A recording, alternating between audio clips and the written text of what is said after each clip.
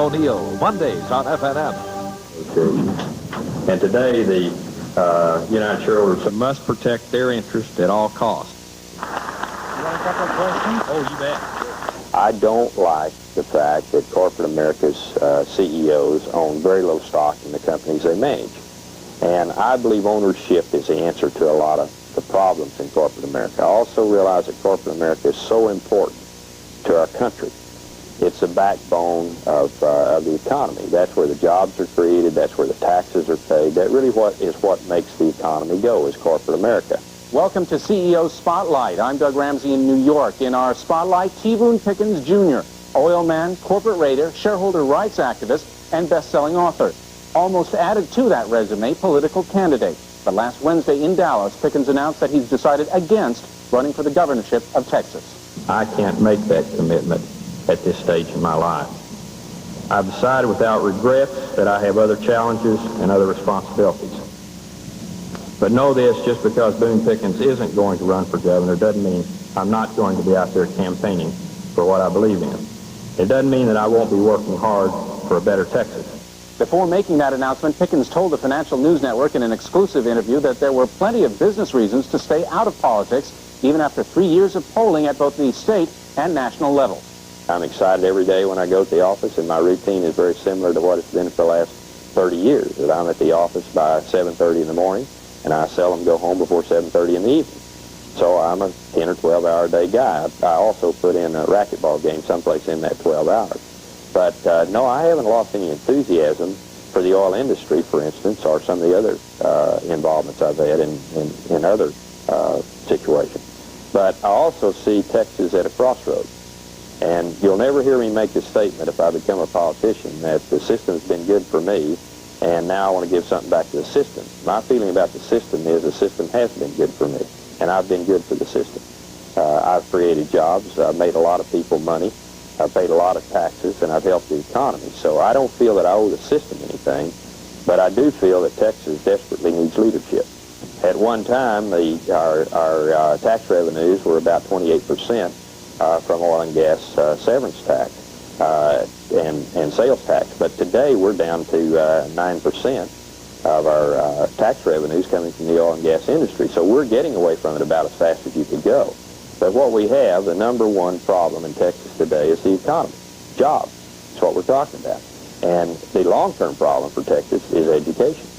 And both of those are going to have to be addressed, but you can't address the long-term problem and expect to get the results that you want to have until you get your economy going at a higher rate than we are now. Still ahead on CEO Spotlight, Pickens tilts at a Japanese windmill trying but failing to pry open the doors of Japan Incorporated. Plus, the founder of the United Shareholders Association takes aim at the role of management in corporate America. In a moment. 761. Call now. Spring, Pickens attended the annual meeting of Koito Manufacturing, an auto parts supplier, and he went to the session with wife Bee armed for bear. He'd acquired about 20% of the company's shares for $1 billion. And after insisting that he wasn't trying to take over the company, he asked for 2 seats on the board of directors. At the meeting, the only votes he got were his own. Pickens was bitter. In some ways, corporate Japan is similar to corporate America of 100 years ago, when we had the Jay Goulds and the John D. Rockefellers and the cartels. Pickens insists that he bought into Koito to make money, but also wanted to demonstrate how closed corporate Japan is to foreign investors. The first reason to be there was to make a profit, but as the deal unfolded and several months have passed now, there's some other things that I think are constructive that are going to come out of this particular transaction. One, I think we're going to be able to help bring down some barriers between the Japanese and our country, trade barriers that I think are important to be brought down. And I don't see a lot of money being made out of the deal. But we've told Koito that we're not hostile. We're a friendly stockholder. We want to work with them. And, I have a good record of being honest. And so we're not trying to greenmail them. We're not trying to take over their company. It's really disappointing that they went out and hired Wasserstein and Perella and the Blackstone Group and Kext & Company all to come in and try to discredit me. I mean, for what reason? We're a stockholder, said we're friendly, and that's it. and everything they pay those consultants. And let me tell you, those guys, they know how to charge. Did you go into the investment figuring in advance that you'd have a lot of trouble? I never figured that they'd hire Americans to fight Americans. That's one thing that I totally was surprised by. I thought that there would be a short period of time and they would decide that we were honest and upfront with them, and I thought that I would be taken into on the board as we requested. Now then, I know now why they don't take me in. I mean, it's pretty clear why they don't take me in. It's because they don't want me to see from the inside what goes on in corporate Japan. It's that simple. I mean, they won't tell us what the directors make. They won't give us the tax return of the company. And so yet they want financial information for me, and here I'm their largest stockholder, and they won't even give me financial information in the company that we're the largest stockholder in. How did you get interested in Koito in the first place? It seems very far afield from what you normally do and from the country you normally operate in. Well, it came to me. Katero Watanabe came to me in November. He's head of the Azabu group, and they owned the stock. And he came to me in November of last year. And we had 10 meetings with Mr. Watanabe, and in March, we made the acquisition. And so we had looked at Japan, and we were intrigued by some things we saw there. And but after we got into it, we can also see that this is really a test case for the non-entry into Japanese financial markets. So it had a lot of appeal to us from several different angles. Do you expect that your experience in Japan with Koito is going to prompt the U.S. government to put this on the agenda, the opening up of the capital and corporate markets in Japan as well as the straight trade market?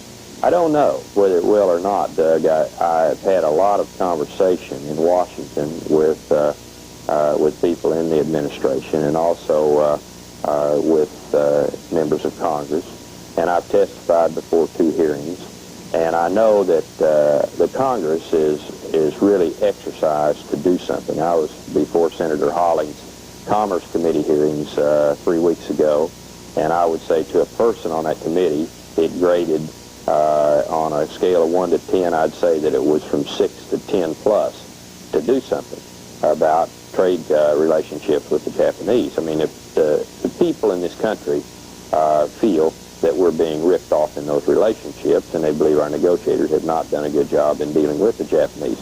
I'm quick to say that I believe in free markets, but we don't have a free market with the Japanese. I'm also quick to say that the number 1, the number 2 economies, the United States, Japan, have to be trade partners. I mean, it's an absolute necessity. But we need to do it on a level playing field, which that's not the case now. Pickens reserves his sharpest barbs, however, for corporate America, and specifically the managements of large companies who, in his view, worry more about their own jobs than the return of investment to shareholders. There's nobody that's going to argue with any of us that stockholders own companies and managements are employees. And so when managements start to cut deals for themselves, and the Time Warner deal will go down as a landmark case, as will the RJR Nabisco deal, where RJR Nabisco management really, I mean, there's no other way to characterize it, tried to steal the company from the stockholders. And there they were exposed for what they were doing. Over time, as people digest and look at what Warner got and what Stephen Ross got out of the deal, $193 million, I mean, that's unacceptable. That's unfair. But in the case of Time Warner, though, the argument that they made to the Delaware court was that they had a long-term strategy in place that was to the long-term benefit of shareholders and the 2 companies involved. Isn't there a danger that if we only go for the short-term shareholder interest, that you lose sight of that long-term objective and goal? Doug, where would the assets have gone? They weren't going to be destroyed. So Martin Davis, he can tell you he had a long-term strategy, too, to use those assets to a better advantage. I mean, what you've got to do is it's no different than your home. You get a $100,000 offer for your home, you paid $50,000 for it, and you want to take it, and somebody steps in between the transactions and says, oh, no, Doug, just remember that in 20 years from now, this house will be worth $250,000. Well, you're going to be outraged by that. That's exactly what happened in this case, because the ownership by the time directors does not justify what they've done, because they had very little ownership and they had much more to gain by making the deal with Warner. And Warner's management had much more to gain to make the deal with Time, that you have conflicts of interest here that are scary. And you have people make a decision. Now, I can take it a step further with you on this one, and when we say, well, that in your long-term interest, this is better for you. Now, you know, you're not supposed to think about this. I'm talking about how you might talk to a stockholder. The stockholders are smart enough to make the investment. Let them decide whether they want to take an offer or not. All offers should go to shareholders because they do own the company. But here, you're almost taking the argument that I've seen CEOs take, that stockholders aren't very smart. And so you don't worry about it. We'll take care of you. And that concerns me. When somebody without financial risk starts to take care of me, I know who they're going to take care of first. Up next, Pickens' own response to entrenched management, the United Shareholders Association. Stay with us. Welcome back. In our CEO Spotlight today, T. Boone Pickens, Jr. Pickens has been a tireless defender. Some would call him a crusader for shareholder rights. I think you're going to see the pressure continue to build that directors do represent stockholders.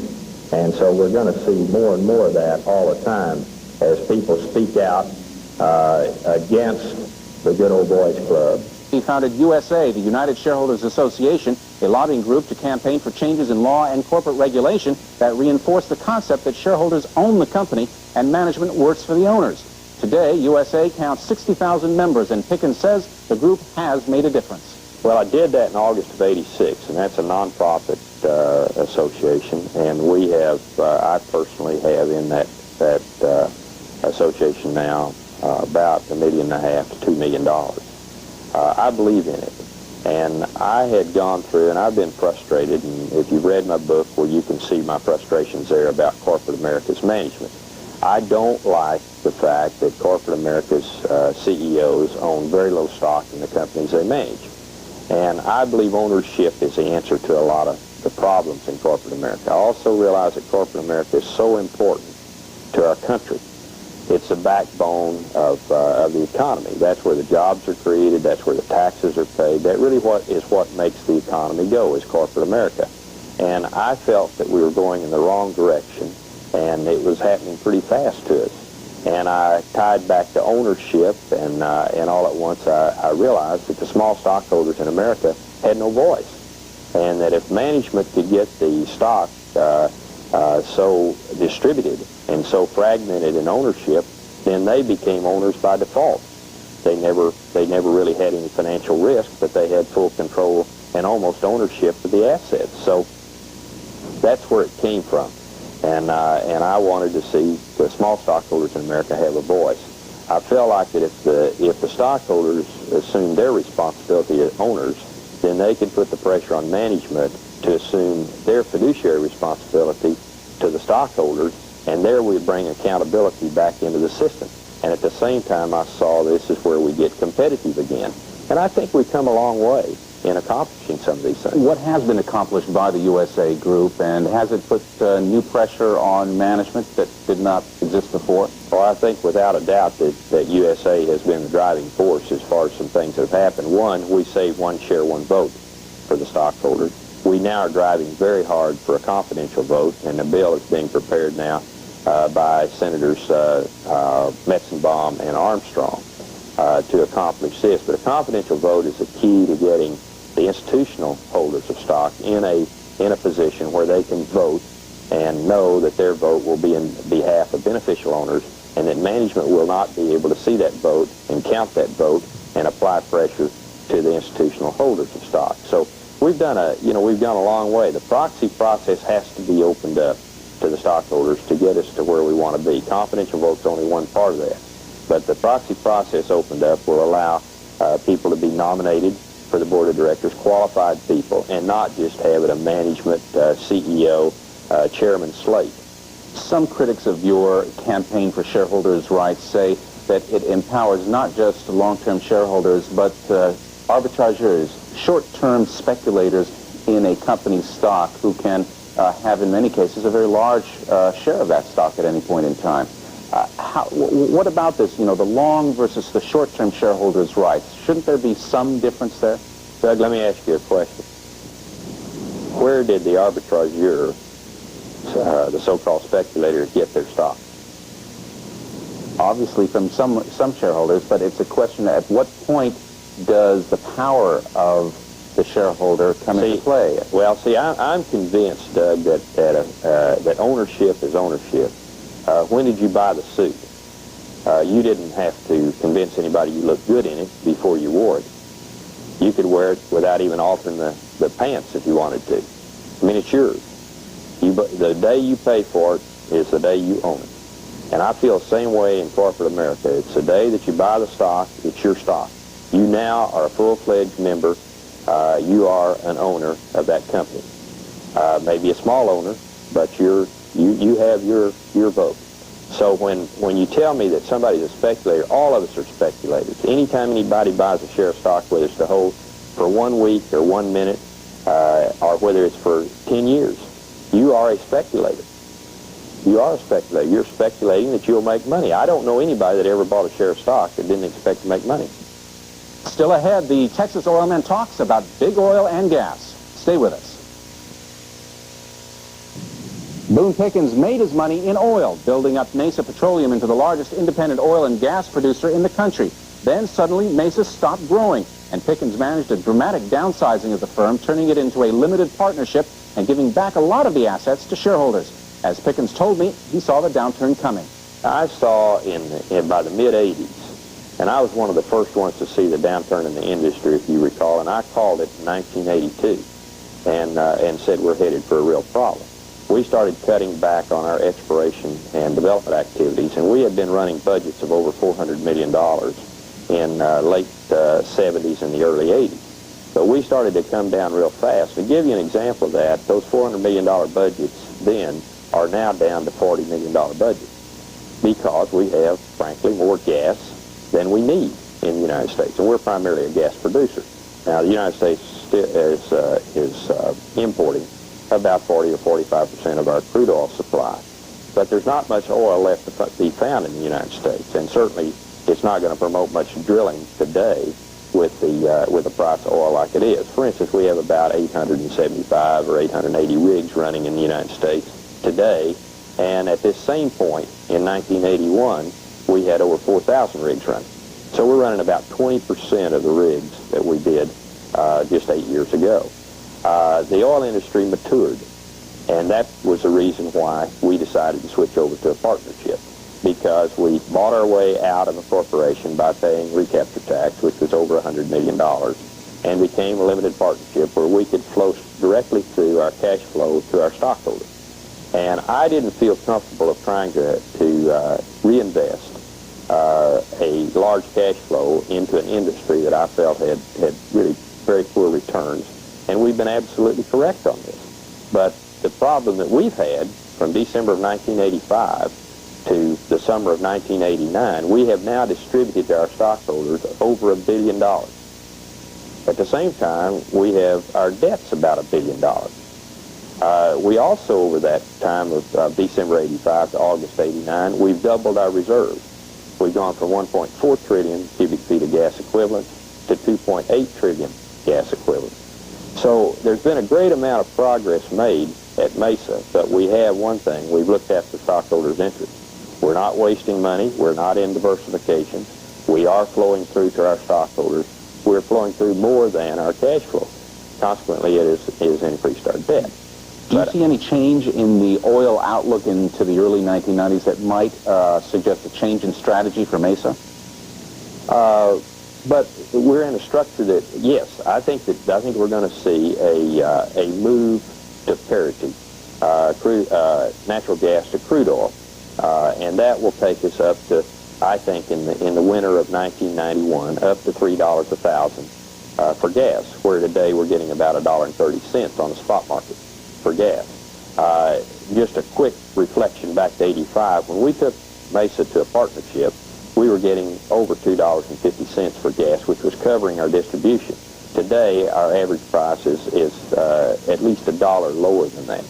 So we have come down rather dramatically on the price of gas. We will go up dramatically at some point, and I believe it'll be by the winter of 1991. As a partnership, we have the full flexibility to go back to an aggressive exploration program. So by switching from a corporation to a partnership, it didn't hurt that flexibility at all. In announcing last week that he won't run for governor, Pickens said he has to first deal with trouble at Mesa, which he says will probably lose money this quarter. And he says he may even boost his stake in Koito Manufacturing, despite the rebuff at this year's annual meeting in Tokyo. For now, at least, Pickens isn't turning his back on business. For the Financial News Network, I'm Doug Ramsey. Have a great Labor Day.